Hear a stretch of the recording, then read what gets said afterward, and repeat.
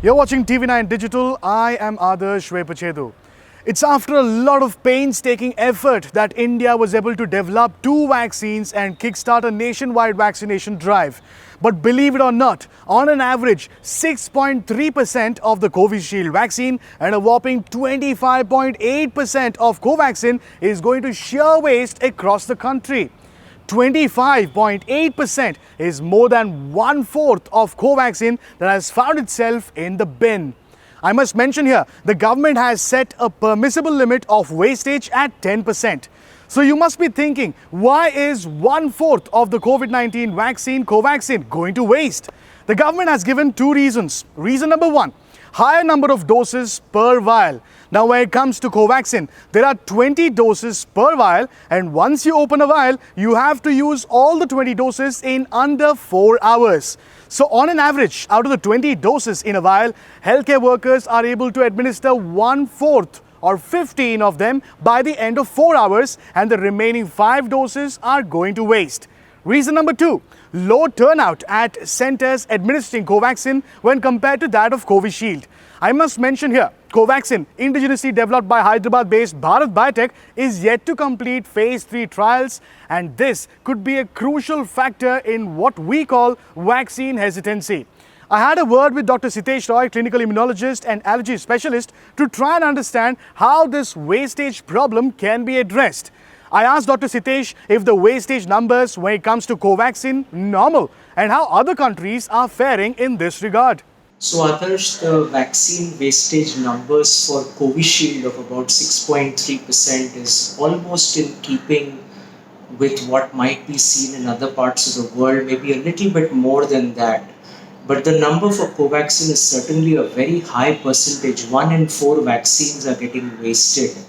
And I think that this is certainly an area of concern and certainly raises a lot of questions as to why this is happening. The first and foremost that come to mind is not having even preliminary phase 3 data to support the effectiveness of this vaccine in one, preventing SARS-CoV-2 infection, and second, preventing severe infection. And I think that may be one of the biggest reasons that may be potentially hurting the uptake of this vaccine by the Indian population. As I was saying, each vial of Covaxin contains 20 doses of the vaccine. My question to Dr. Sutesh was, can't we just have 10 doses instead of 20 per vial? Also, shouldn't there be a contingency plan? Most certainly, if we had only 10 doses per vial, possibility of wastage once you open a vial would be less.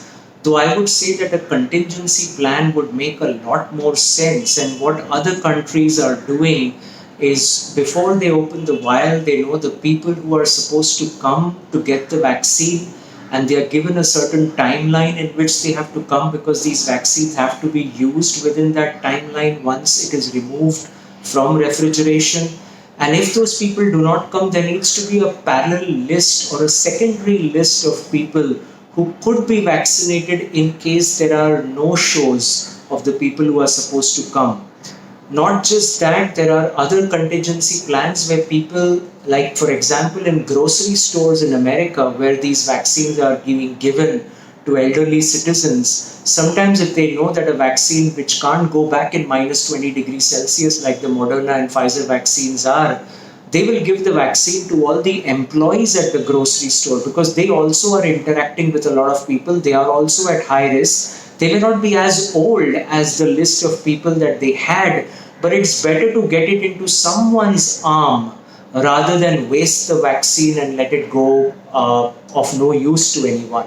Vaccine hesitancy, especially when it comes to Covaxin, could be a real thing. In our previous videos, we had shown you how politicians outrightly said they don't trust Covaxin and would not take it as it is yet to complete phase 3 trials. This is what Dr. Sutesh had to say on vaccine hesitancy. It's very possible that to some extent the political statements that were made around the vaccine could also be influencing a certain segment of the population, hopefully not everyone.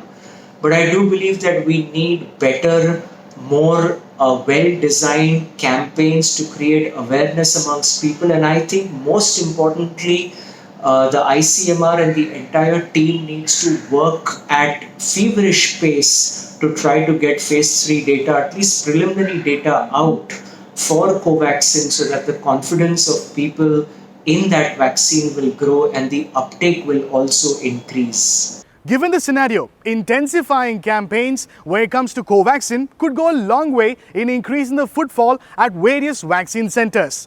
Here's what Dr. Sutesh Roy had to say on that. So, Adarsh, I think intensifying campaigns is the second step. The first step is get the science and the data out there for people to see, for the world to see, for the Indian public and population to see. And if that data and science is there, then I think that a public campaign in which, let's say, the politicians or the movie stars or whoever else that the public looks up to, if they would come and say that kindly take this vaccine, like has been done, for example, with pulse polio. But for that, we need to have the data first so that people can really have the confidence in the vaccine and start going to take it. But regardless, there are a lot of people. Remember, we have to vaccinate 80 crore people in order to get to herd immunity. And we are only at about 21% of that. So any kind of campaign that can be done and opening up the vaccines for any and everyone to take it when the time is right, at the earliest, if the vaccine is going to get wasted, even giving it to people who are out of the segment that the vaccine may be being given to right now are really key points that I think that the administration and all the people and the smart scientists in it need to think of. Well, it remains to be seen how the government addresses the wastage concern and ensure more people come out and take their shot when it is their due turn. Do share your thoughts in the comment section below, and if you've liked the content that I've presented, make sure you like and share this video, and yes, subscribe to TV9 News on YouTube, Facebook, Instagram and Twitter. Until next time.